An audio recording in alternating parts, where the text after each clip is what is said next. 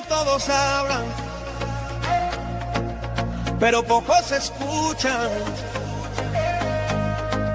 Llega un espacio donde las ideas no se imponen, se analiza, donde las diferencias no dividen, convergen. Marcano en vivo, conducido por Alejandro Marcano,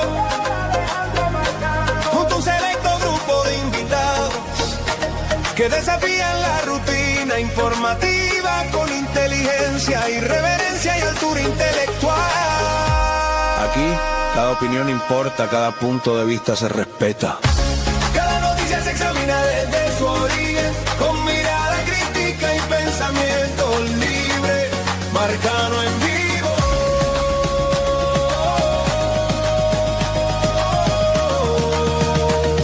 Porque este no es un programa más.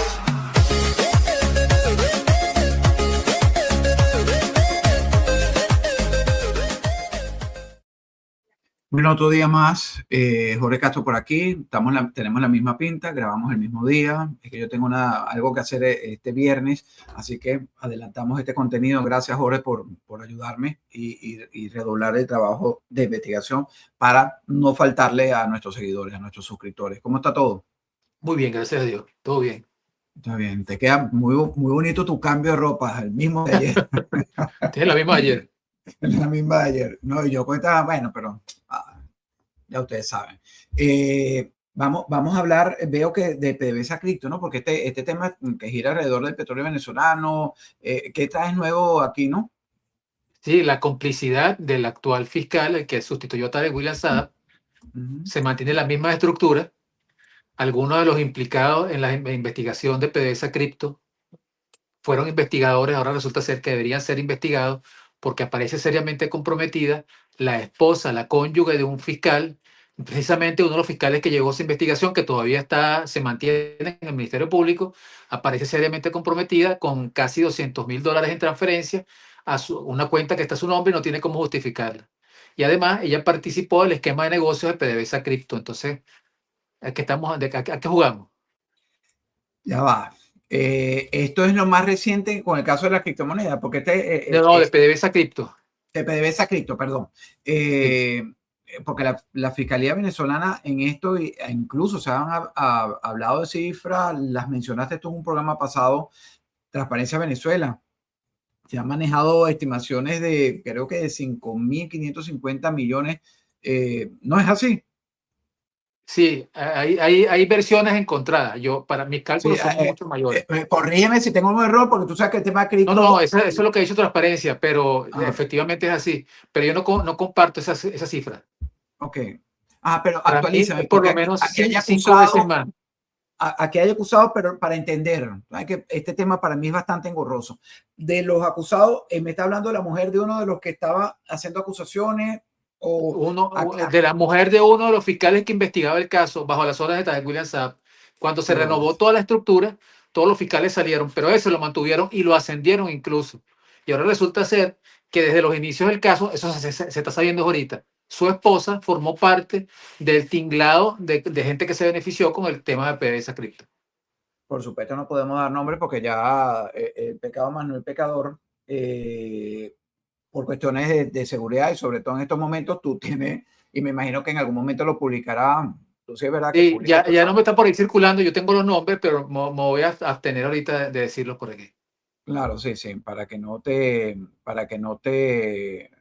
cierren reporte de la economía. ¿Cómo va esto? Y retomo para que lo expliques nuevamente, porque como yo no manejo muy bien el tema de las criptos, es una cosa que para mí es como un mundo bizarro. ¿Puedes volver a entender cómo fue que timaron tanto dinero con esto de las criptomonedas relacionado con PDVSA? Se le dice PDVSA Cripto porque ellos vendieron petróleo a futuro, a crédito. Les dieron petróleo a crédito a estos brokers y ellos cobraron a su vez en criptomonedas para vencer todo el cerco que había internacional por las sanciones de la OFAC. Esas criptomonedas nunca regresaron, se escondieron, se perdieron, se desaparecieron, se esfumaron en una estructura que tenían instalada Tarek El Aizami y sus socios y sus cómplices, entre ellos la gente de Banca Amiga, los de Gracia, en los Emiratos Árabes. Buena parte del dinero se escondió ahí, pero la gran fortuna no ha sido recuperada todavía. Claro, ajá, para entender, a ver si finalmente, igualmente, podemos grabar la semana que viene y te lo preguntaré nuevamente. Cuando vaya a hablar de cripto, prepárate que no es que me gusta, en algún momento voy a tenerlo en mi, porque todo esto es parte de lo que nos ha pasado, de la tragedia. Imagínate, Claro. un dinero desapareció que se está hablando de miles de millones. PDVSA entregaba petróleo, se lo entregaba a intermediarios, Jorge. Estos intermediarios... Claro, a intermediarios. Al presidente de la Federación de Fútbol le dieron tres cupos, le dicen ellos, que eran tres parques tanqueros, por decirte algo. Ojo, ese muchacho sacó mucho más de tres barcos tanqueros. ¿Y por qué ese propietario de los equipos de fútbol no, cómo sorteaba él las sanciones de Estados Unidos? Ahí donde se puso en uso el sistema de los buques fantasma que cambiaban, desactivaban los localizadores. Los transponders y todo eso, ok. Correctamente. Y se vendían en el mercado negro, en el Mediterráneo, y hasta llegaban hasta el mercado asiático, hasta Grecia, con el señor Mario Iliapoulos. Y Apolo. Coño, a mí me sorprende que todos estos nombres, estoy creo que aprendiendo contigo toda esta mierda, que a mí se me olvidan todos los nombres y estos se me quedan con, bueno, porque es que yo trato de aprender, ¿sabes? Porque de lo que no sé, trato de tenerlo fresco, porque lo que dominas generalmente lo tienes ahí fresquecito y puedes apelar a ello, pero estos temas... Ese petróleo llegó a las costas de África, llegó a las costas, inclusive a Hong Kong. Ajá, ok, entonces el de la Federación de... repito. Ese es un caso. PDVSA, que eran unos corruptos de mierda que necesitamos sacudirlos y encontrarlos a todos y enfrentarlos a la justicia, entre ellos el señor que está en Italia y toda la camarilla de gente gentuza, incluido féminas, todos los que robaron tienen que enfrentarse a la justicia, si se esconden en cualquier rincón de Latinoamérica o del mundo. Ok, repito, PDVSA, nada, coño, te voy a dar unos buquecitos, necesitamos plata, vamos a hacer este negocito que no era para el país, no era para el erario. Al final entraba por un lado, se lo robaban unos otros, porque eso el dinero nunca regresó y hay un momento que ellos se descapitalizan y colapsa todo el proceso, porque ellos vendían, pero no reintegraban el dinero. Recibían el crédito, vendían en el mercado negro, lo transformaban a cripto para que no lo rastrearan, no ubicaran el dinero, pero ese nunca regresaba a Venezuela. Aquí Alexa también creo que jugaba un papel importante. Claro, ¿verdad? Alexa formó parte de esa estructura. En algún momento llegó a ser el jefe de toda esa estructura. Claro, porque el Departamento de Justicia anunció en mayo de este año, recuerdo. Y Carretero Napolitano también estuvo formando parte de esa estructura y todos los que formaron parte del club participaron de esa estructura. Y Francisco Agostino dicen que es el creador originario de toda la estructura para desfalcar al Estado. Inclusive es al que se trae, es quien se trae a Blasoni, a Alexander Bassoni, y traen a la persona que pone en práctica esto de los localizadores, el primero que instauró este tema. Después claro, se perfeccionaron incluso. No, y repito que aquí el Departamento de Justicia, que lo comentaste tú en un programa pasado, sobre el tema de Alex Saab, los fiscales alegan que desde el 2019 al menos hasta mayo de este 2026 Saab y sus asociados consiguieron acceso a miles de millones de dólares de petróleo de PDVSA, lo vendieron bajo falsas premisas y movieron parte de sus ingresos a través de estas cuentas estadounidenses dentro de una supuesta conspiración de lavado de dinero, y es por eso por lo que él está enfrentando parte de su condena actualmente, por una conspiración de lavado. Recuerden que Estados Unidos es follow the money, es decir, si me robaste, tienes que enfrentar. Y si fue un operador y trabajó con ellos, pues toda esta información y todo su entramado va a ser descubierto algún día. Ahí están implicados los bolichicos, está implicado Betancourt, está implicado Francisco Convict, toda esa pandilla también participaron en ese entramado. Sí, y hay que entenderlo, y si no, y si quieren entender porque Alejandro Betancourt, que este bolichico con el que está trabajando Trump, y por qué Trump está trabajando con ellos, a pesar de que es un sinvergüenza que estaba en esta trama, le recomiendo el programa que hicimos el martes pasado en Univista TV. Creo que lo voy a subir también a mi canal el fin de semana, si Dios mediante. Pero hay una buena explicación del trabajo periodístico de Jorge Castro y su equipo de investigación de por qué Trump decidió y terminó trabajando con él. No es que Trump es malo, sino que hay otros peores y es preferible tenerlo en el patio. Ese es el resumen que les puedo hacer. No dejen de ver el programa. ¿Qué más hay? Bueno, eso por los momentos. Eso es el gran notición porque han quedado al descubierto. No hay manera de defenderlo y hay mucha gente ahí que sale muy mal parada. Te puedo pedir actualización porque siempre cuando se habla de esta corrupción hay nombres que se va. A mí me angustia cuando estamos en este momento histórico donde estamos haciendo muchas denuncias importantes para que la justicia americana que nos está siguiendo, así como nos siguen, por eso es que tratan de bajarnos los contenidos, para que la justicia no tenga denuncias, porque nosotros no condenamos a nadie. Nosotros exponemos lo que son investigaciones, son acusaciones que se están haciendo alegadamente por distintas fuentes. Pero no me gusta que se olvide el nombre. Tarek El Alzheimer, quiero que me refresque. Samar López, Álvaro Pulido. Samar López, Tarek El Alzheimer, bueno, Francisco Alexandro Bassoni, a Francisco Agostino, Alejandro Betancourt, el presidente de la Federación de Fútbol, ahorita se me olvidó el nombre. Bueno, toda esa Pulido, ¿no? Álvaro Pulido. Álvaro Pulido, el socio de Alep Saab, todos los que participaron en la trama de los clubs, esto es cualquier cantidad de gente. Yo creo que sumado, acuérdate que eran 80 y pico personas, ¿no? Sí, no, y ahí está Raimundo y todo el mundo. Pero bueno, siempre es bueno recordarlo para que quede el refrescamiento de los nombres. Jorge, una pregunta, si la puedes responder, ¿no? Va a ver y entender. Jorge Jiménez Ochoa, se llama presidente de la federación. Jorge Jiménez Ochoa. Sí. Ok, fíjate, si el mecanismo de comercialización petrolera mediante las criptomonedas o criptoactivos, como le dicen algunos, era parte central del supuesto de Falco, ¿qué ocurrió con ese mecanismo después que cayó el Alzheimer? Bueno, ese dinero se desapareció, lo deben tener a buen resguardo buena parte del dinero. Algunos trataron de que regresara a través de Banca Amiga y otros pues ha parado en las manos de precisamente los que investigaron el caso. Ok, pero no se siguió defalcando de PDVSA. ¿Esto cambió después del 3 de enero usando ese mecanismo? No. Ha seguido desfalcándose, no a la misma velocidad, pero sí ha continuado el desfalco. Sí ha continuado. Okay. ¿Y quién crees que autorizaría esa continuidad?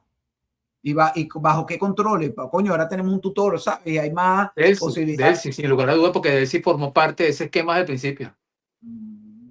Ahí no hay protección que valga. Delcy estaba al tanto de todo cómo se hacía toda esa tramoya, porque ella fue la que en su momento le dio carta blanca y protegió a Jorge Jiménez para que le dieran crédito. Y acuérdate que ella era la ministra del área y tenía vicepresidenta, era la ministra del área de finanzas, y formaba parte de la junta directiva de PDVSA. ¿Y Tron debe saber esto? ¿Los tutores? Yo me imagino que sí, sin lugar a dudas. Y no sé, es que, coño, a veces es inentendible o no muy fácil de entender. Como Tron tutela, pero bueno, si está trabajando con Alejandro Betancourt, este bolichico. ¿Sabes? Bueno, y está trabajando con Delcy porque seguramente considera que ese es el menor de los males, tener que hacerse la vista gorda con ese tema. Sí, más nada. Porque ese es el que les ha permitido a ellos tener control de la reserva de petróleo más grande del mundo. Y ahí está el quid del asunto. ¿Cuál es el objetivo del plan de Trump? Y si uno no lo entiende, es que si no estaría tutelada Delcy en este momento y Jorge con su fecha de caducidad, con lo que haya negociado, porque algo negociaron. Ellos no se iban a arrodillar así de facilito. Aquí hubo una negociación, ellos pidieron, y bueno, ocurre con la justicia. Ahora, yo siempre hago el ejercicio a quienes nos atacan, que probablemente por allí le escribirán a uno en privado, lo amenazarán a uno, que si no estuviera el factor Trump después del 3 de enero, estos negocios... Eso no hubiese pasado. Eso no hubiese pasado. Nada de eso hubiese pasado. Nada. Además, que ellos necesitaban esa excusa del bloqueo para seguir cometiendo su fechoría de manera impune. Claro, porque le había funcionado, pues, transitar esa zona gris, los estaba enriqueciendo millonariamente a todos. Ahora no es fácil, no les debe estar siendo nada fácil. Así es, así mismo es. Y menos en un patio de donde hay tanta, Jorge, ¿cómo se llama? Viendo el segundo punto y se me fue la idea. En un patio donde estamos viendo tantas deslealtades, que no sabes quién es que te puede pegar, tú no sabes si aquella persona con la que estás trabajando te está vendiendo, debe ser muy cuesta arriba para estos malos ejecutar su robo. Ahora, cuando tú tienes una mente malvada, eres capaz de llegar a... Si no te importa la vida de un ser humano, ni siquiera de tu propia familia, te va a importar. Lo sigues haciendo, pero siempre con la precaución, que nunca es suficiente en este mundo de los malos, ¿verdad? Correcto. ¿Algo más o pasamos al otro tema? No, pasamos al siguiente punto. estuvo bien chévere. Repito, no dejen de ver el programa para que entiendan. A mí me sirvió bastante, a mí particularmente, bueno, para tragarme ese sapo frío. Y bueno, le doy las gracias a Magali Media que me enseñó a tragar grueso. Porque soy un máster en, en tragar grueso. Fíjate, lo que deben tragar grueso es que después de todas estas vagabunderías que se han hecho durante muchos años, que no es culpa de Trump, sino de todo el liderazgo, porque también hay que poner en la mesa. Maduro llega porque muchos votaron por Hugo Chávez y estaban cansados de Acción Democrática y COPEI. Esto es una consecuencia de lo que hemos tenido, y DELSI es consecuencia de aquellos mamarrachos de nuestro país que le dieron un voto de confianza a estos líderes políticos, a unos y ahora los azules, los naranjas y los amarillos. ¿Qué pasa? Que ahora viene las cancelaciones masivas de visa, que es otro tema. Aquí ya el migrante, que son cerca de 500,000, están en ascuas. Hay unas redadas de ICE que de verdad están pasando. Dicen que son las B1 y B2, ¿es que se llaman? Las B1 y las B2, exactamente. Que son te lo recomendaban cuando tú hacías. Hay una figura aquí que se llama, la han usado varios de mis familiares. Se me va el nombre, coño. Tengo a un experto. La reunificación familiar. No, eso lo utilizan más los cubanos. Es cuando tú tienes una empresa, okay. Jorge, no me acuerdo, no me voy a acordar ahorita, pero te lo recomendaban los abogados, hay expertos que lo hacen y te llevaban directamente a poder tener la posibilidad de tener una visa B1, B2, o señores, yo no soy experto en migración, pero con ella te daba derecho a la residencia, porque hay algunas de estas visas en que no te daba. Mientras estuviera aquí como empresario, pues te funcionaba. Claro, pero una sociedad no te llevaba el camino de la residencia, que después de tener la residencia, a los 4 años y 9 meses, pues accedías a la ciudadanía, a la naturalización. Claro. Pero esto va a tener una enorme repercusión porque no significa que Estados Unidos vaya a cancelar todavía 200,000 visas de venezolanos. La información habla de 200,000 extranjeros de distintas nacionalidades y del supuesto uso de una visa temporal seguido de una solicitud de asilo político. Entonces, el Departamento de Estado informó que ya había revocado más de 175,000 por diferentes razones. Aquí le están metiéndonos la lupa, esa que usa para ver la luna, no sé, el telescopio. Correcto, es correcto. Y toda esa gente que se valía, tú sabes, de que estaba en estudio su tema, solicitud de asilo, que se valió y se aprovechó eso todos estos años, pues puede salir como corcho de limonada dentro de poco, y lamentablemente los que la están pasando muy mal, los que están llegando a Liberia. Así es. Y además no son solo los que han cometido, sino los familiares. Aquí de verdad se está viviendo en el tema migratorio. Yo insisto, trato de defenderlo, me discuto con algunos que me escriben sobre ello. ¿No viste el padre del joven que está en el portaaviones? No, ¿cuál caso es ese? Que el muchacho que tiene, sí, claro, sí, tal cual. Sí, aquí no, es insólito hasta dónde van y no están teniendo miramientos. Y esa parte yo la entiendo, desde la parte humana lo comprendo muy claramente, ¿no? Pero bueno, aquí hubo con la B1 y B2, un documento que permitía, repito, presentarse en el puerto de entrada y solicitar admisión, tener una visa. Aquí en Estados Unidos no garantiza la entrada. CBP decidía en la frontera si admitía a la persona y por cuánto tiempo. Por eso una cancelación, señores, de la visa puede tener consecuencias diferentes dependiendo de la persona. Si está fuera de Estados Unidos, puede que entre o no, le permitan. Ya les estoy explicando por qué. Si está actualmente dentro, se queda sin estatus.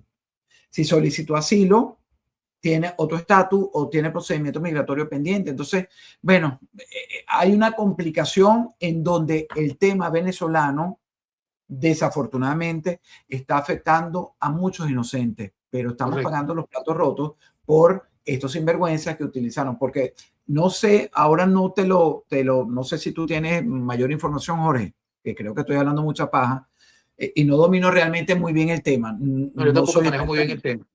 Ajá. Si alguna de estas visas tú tenías que tener cierta cantidad de... el señor me está escribiendo nuevamente que si podemos grabar a las 5 de la tarde. Entonces yo a veces me enfrento a gente que está más loca que yo. Esto es un cuento interno entre... No, yo creo que nada más tenían que tener, aplicaban con sociedades anónimas, es lo que entiendo lo que me estás explicando, ¿no? Tenían sociedades anónimas, compañías registradas y cotizaban, pagaban impuestos y las ponían operativas y sí. Claro, y cómo tenían operativas esas cuentas, que cómo era el sostén económico de esas, es muy arrecho, ¿no? Es muy, Sí, muy, sí, prometo tener un programa en los próximos días donde podamos hablar de ello. Pero ya fíjense, 500,000 en zozobra por el tema de los asilos políticos. No hay garantía. ICE tienen una política y creo que le están arreciando de cara a estas midterm, porque eso fue una promesa para el americano. Aquí creo no están contando con el voto hispano como tal. Están apelando al voto americano en estas elecciones de medio término y por eso la promesa del presidente Trump era acabar con el trasiego de drogas. Lo veo que después de meses que no habíamos visto, creo que en el Pacífico hubo nuevamente un ataque a una lanchita que llevaba drogas con dos. Entonces tú dices dos, pero el americano cuando lo ve en el network, cuando lo ves aquí en cualquiera de estos canales, dice, ya no están dando droga a los Estados Unidos, ¿sabes? No dice que está mermó, ya no, porque los estamos matando. Y aquí como hay porte y la gente se defiende del enemigo y esos traficantes son enemigos, entonces el deportar, ver esos aviones que se están llevando a Libia, a otras partes, lo que sea, es una promesa política del presidente a sus votantes americanos. Entonces, sí. ahora se le suman estas 200,000, que no todos son venezolanos, coño, estas son las consecuencias de el uso y desuso de la riqueza, el robo, en nosotros avalar, en nosotros respaldar a políticos rojos, azules, que lo que estaban haciendo era sinvergüenzura y nunca han tenido el tema de la libertad, Jorge, pero ahora es facilísimo reclamarle a Trump. Muy fácil Es hacerlo. así, es así. Es así, después que gozaron durante tantos años de tantas facilidades, ¿no? Sí, muchísimas, porque aquí entró gente y de verdad, con todo el más absoluto respeto, e hizo vida aquí sin papeles, compraban carros, no tenían permiso de, si tú no tienes papeles, no tienes permiso para manejar el driver license, que además es, ese es tu documento, tú aquí no andas con pasaporte ni nada, Así es. tu licencia está tu número, todos tus datos están en esa licencia. Y bueno, nada, creo que la gente, el venezolano está jodido, Jorge, está muy jodido. Así es. Lamentablemente sí. Nos metimos Pasamos en al esta agua tema. a hablar de este tema y ninguno de los dos sabía le ofrecemos No, porque no disculpas. somos especialistas en el área, pero tú seguramente concertarás un programa con un especialista en el tema migratorio. Así es, así es. Y lo voy a hacer, lo voy a hacer. El tercer tema, Liberia, vamos a hablar de ello. Sí, yo lo he visto terrible. Tú has visto la gente que está hablando de que han llegado al tercer país. Por favor, es una cosa horrible y además toda la cantidad de virus y de la situación económica, política y social de Liberia es terrible. Entonces, es como un castigo, ¿no? Lo que fueron por un tercer país. Un castigo, coño, además Liberia. ¿Qué sabes tú? ¿Qué sabes en qué lugar del mapa, cómo se vive? Yo he visto algunos videos de algunos jóvenes, una cultura totalmente diferente. No sé, Tú conociste que tú sabes que Liberia fue un estado inventado, ¿no? Creado. no lo sabía. Fue fundado hace como 200 años por una iniciativa de los Estados Unidos después de de que terminó la guerra de secesión, porque los negros descendientes de esclavos y los negros que ya estaban libres querían regresar a África. Y es cuando se inventan este territorio en medio de la nada, dividen territorios vecinos y crean una nación que por eso es que se habla inglés en Liberia, y por eso es que la gente se reía del presidente Trump cuando le preguntaba al presidente liberiano, usted habla muy buen inglés, porque era una especie de colonia americana Sincero. en ese momento, para que los negros regresaran al África, los que ya habían hecho vida en los Estados Unidos. Y así nos va yendo, mientras estos desgraciados lo único que piden es elecciones. Aquí están entretenidos con toda la razón del mundo en sus elecciones de medio término, que no son solo este midterm, sino la proyección de lo que significa el resultado de las generales, las presidenciales, dentro de 2 Ahora, años. yo te pregunto, ¿tú has visto alguno de estos líderes políticos, opositores venezolanos, organizando el rescate, la repatriación o el sustento de los venezolanos que han sido enviados a Liberia? Jorge, es que la respuesta definitiva es no. Y es que no lo van a hacer, no les interesa. No les Por eso interesa. no les interesa. Por eso es que no entiendo cómo todavía hay gente que lo sigue apoyando y sigue creyendo en ellos. Es que yo digo, Dios mío, es que la gente es tan tonta que no quiere ver más allá de sus narices, y entender que estos políticos, hablemos de la novelesca. ¿Qué has visto tú hacer a la novelesca en los últimos días? Nada, prepararse para un evento que tienen en Noruega. Primero, para estar preparada por si no quiera Dios, se muere el rey, que tiene una infección muy grave. Y segundo, un evento que están organizando los que han recibido el premio Nobel, y ya tiene que estar ahí en primera fila. Eso es su interés ahorita. Mientras tanto, los venezolanos que están en Liberia, bueno, están en la buena de Dios, ahí jugándose la vida, con 5 o 6 enfermedades tropicales. Allá está ébola, allá. Imagínate tú. Y no, es que ninguno, ni los que están haciendo campañas, repartiendo bulticos, útiles escolares, tomándose fotos, es que, mira, sin ir muy lejos. Yo no escucho a Kilómetro hablando de Liberia, o los venezolanos que están en Liberia, por ejemplo, que es el referente de ellos, pues, comunicacional. Tampoco les interesa a ninguno, ¿vale? Es que es una... Eso no da número. No da número. Así. Y mira, fíjate que ayer me llegó un tweet, eso que tú te pones a ver eventualmente, ¿no? Y revisándolo, es alguien que estaba haciendo una comparativa entre el canal de este milímetro y el de Daniel Arafaría. Daniel es un tipo consistente, igual que este servidor, hacemos contenido diario. Este muchacho ha mermado en sus publicaciones, porque él parece que su mayor red era TikTok. Y sin embargo, tiene casi 300,000 en YouTube. Pero sus vistas no se corresponden y las ganancias son incluso hasta creo que más bajas de las que yo genero en mi canal, porque no se corresponde. Cuando tú tienes, claro, ahí puede hablar de inflarse. Mira, si están tratando de desarticularnos y meternos estos reclamos usando nuestros propios nombres. Gracias, Gloria Fontán, nuevamente, porque nos está blindando para poderlo hacer, ¿no? Que no puedan volver a utilizar un nombre y tratar de hackearse como que si fueras tú mismo. Sé que lo vamos a lograr. Entonces, son contenidos que cada vez han ido mermando, entonces no le ha prestado atención. Un muchacho que dice que vive de ello. No, quedó demostrado y queda demostrado, porque yo le vi el análisis, que esta gente lo que es que recibe dinero de estos operarios que son, repito, lo comenté en el programa de ayer, estos gorilas alcoholizados y las monas que se emborrachan con el eructo del marido, bastante alcohol fétido de la boca, y siguen operando, Jorge. Y entonces le dan plática. Entonces, ¿qué te importa un canal de YouTube? Es la línea que te piden. Entonces, revisa milímetro, pero él es responsable. Pero mira toda la estructura, aunque no la veamos, que sea invisible. Existe una gente que solo recibe línea. ¿De dónde? De la que está preparando su vestido, probablemente Carolina Herrera, las joyas que va a llevar, la cartera que va a lucir, cuáles van a ser los cambios del outfit durante esa estancia. Eso es lo único que le interesa a la huevona esa, más nada. Sí, huevona, le dije, una huevona, porque al final hay tanta gente. Mira, el tema migratorio aquí, a mí yo no había pasado la línea de imaginar lo que pudiera generarnos a nosotros familiarmente si le llega a pasar algo a alguno de mis sobrinos, cuñado y con cuñada. ¿Por qué? Porque nos va a desgraciar la vida todo. Entonces los tipos echándole bola. El sábado fuimos a hacer una compra de uno de mis sobrinos haciendo pizza. En el lugar que fuimos, le echan un cero. Tú sabes que aquí en Estados Unidos estos chamos viven y trabajan cualquier vaina. Aquí el trabajo no desmerece a nadie. Bueno, aquí en ninguna parte del mundo.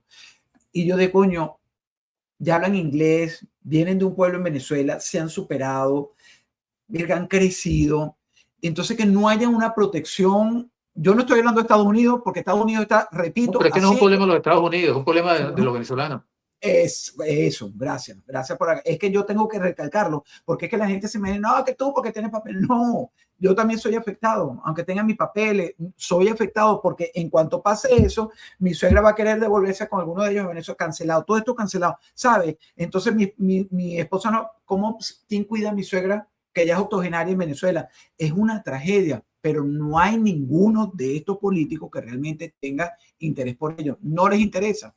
Entonces esa es mi gran frustración y mi gran arrechera con este liderazgo político, y también con aquellos que siguen apoyando al liderazgo político, que es inútil. Lo que le interesa es esto, negocio, y cuando escarba un poquito más, tú lo has dicho aquí en varios de los programas, Jorge, criptomonedas, negocios para acá, petróleo, oferta a futuro, las conexiones porque son los mismos amos del valle y las cuotas de poder para no perderlas, al contrario, para aumentarlas. Creo que hablé mucha huevonada, ¿verdad, Jorge? Vamos al tema, sí, al tema de Meta, que ya tenemos que ir de Marico, sí, pero dime, no, tranquilo, Alejandro, no has hablado nada. Pero, ok, pero sí, dale, Meta. No, prometo no hablar más. Dale. No te preocupes. Meta, yo creo que están huyendo hacia adelante, porque es inminente que van a salir mal librados en el juicio que les llevan en California, creo que es en Oklahoma. Por el tiempo el juicio de esos los niñitos que duran mucho tiempo en las pantallas, ¿no? Sí, que el algoritmo los hace adictos. Ajá. A estar ahí pegado todo el día. Entonces, eso puede significar el golpe más duro en la historia de Meta, inclusive la desaparición o además, yo pienso que sí, que una medida en dinero que le impongan, que va a ser terrible para ellos. Y tú sabes que detrás de eso debe estar, tú sabes que no, Zuckerberg no es ninguna perlita ni afecto al presidente Donald Trump. Y yo creo que detrás de eso también va a haber una fortísima celebración. Y un pase de factura, muchísimo. Pero bueno, cada quien escoge sus enemigos, ¿no? Y Zuckerberg lo hizo, lo ha hecho.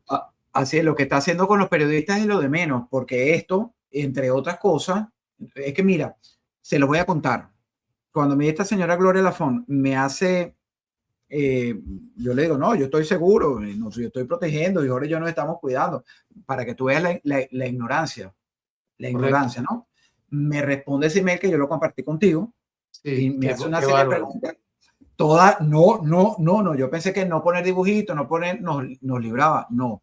¿Tú sabes cuántas horas, Jorge, no te lo conté, porque comenzamos a grabar, cuántas horas duré yo haciendo contacto con estos equipos de YouTube, de Google, para poder hacer la verificación y con todo lo que te piden? Es decir, me pidieron casi que sacara un resto de los huesos de mi mamá.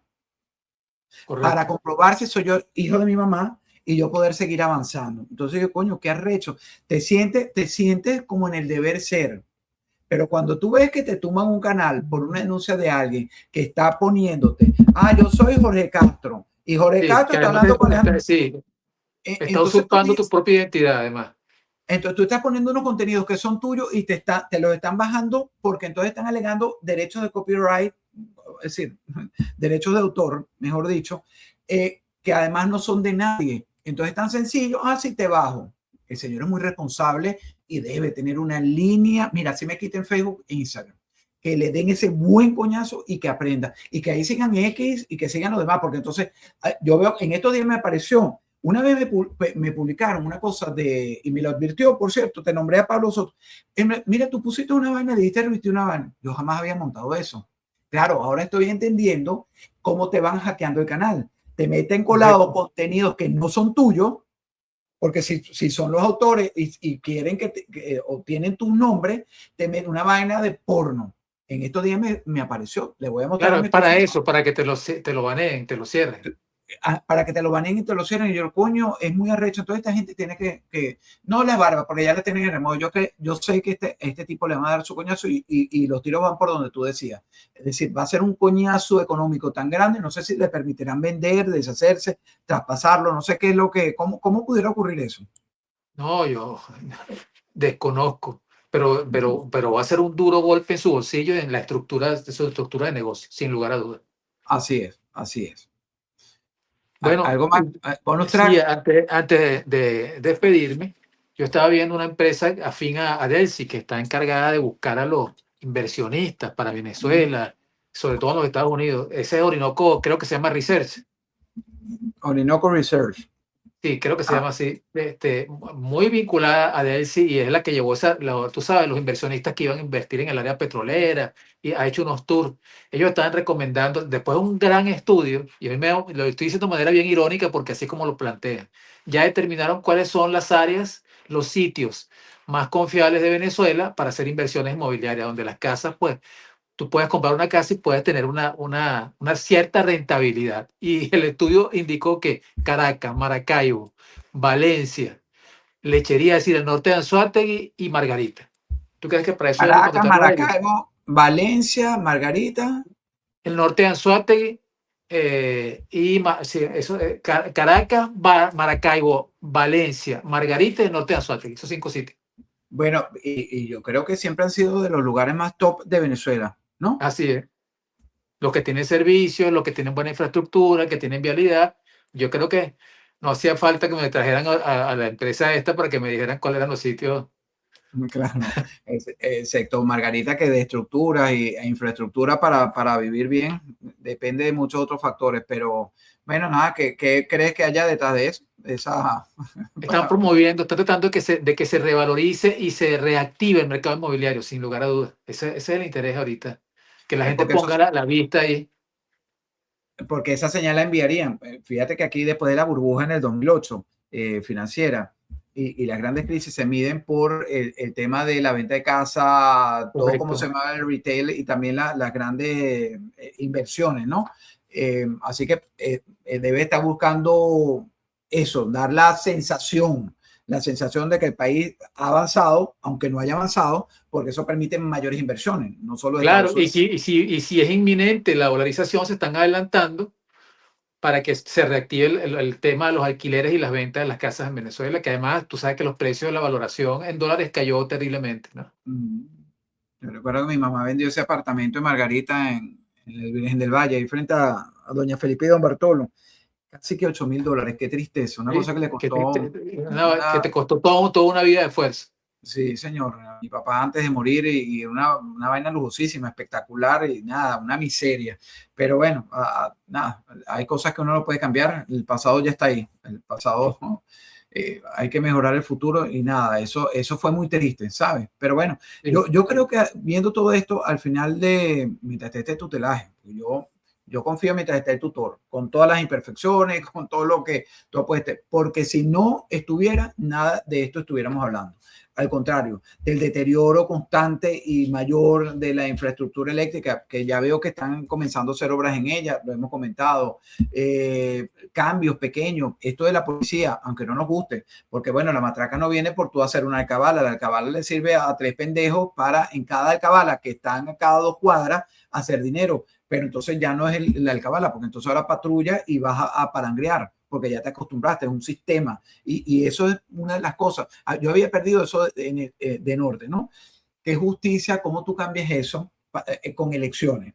Si el sistema policial, que es el judicial al fin y al cabo, pero eso mínimo, que es el policía que te defiende, coño, se te metió un raterito en tu casa, tú llamas para que te defienda, mira, coño, hay un ladrón aquí o lo atrapé y lo tengo, entonces si no funciona nada y van a llegar a tu casa y te van a quitar lo poco que tienes y quizás el ratero es socio del otro, esas son las cosas que tienen que cambiar. Entonces, como no van a cambiar políticamente por estos políticos de nosotros, tenemos que emamarnos el tema del tutelaje. Correcto. Yo siento que he hablado huevonadas parejas, señores, les ofrezco disculpas. Bueno, será esta mañana, Alejandro. Sí, es que hemos grabado 2 programas y ya este es lo tercero que, bueno, no me robó mucho de mi energía esto de la protección, pero bueno, estoy satisfecho. Cualquier huevonada que haya dicho errada, ustedes me disculpan, ustedes lo sabrán. Nada. Pásala bien. Gracias, Jorge, un millón. Y no te vayas porque te voy a hacer una pregunta de este programa. Dale, al finalizar. Te lo voy a hacer en público. No sé cuándo va a salir pero ya me lo dicen. No me lo contestes ahorita.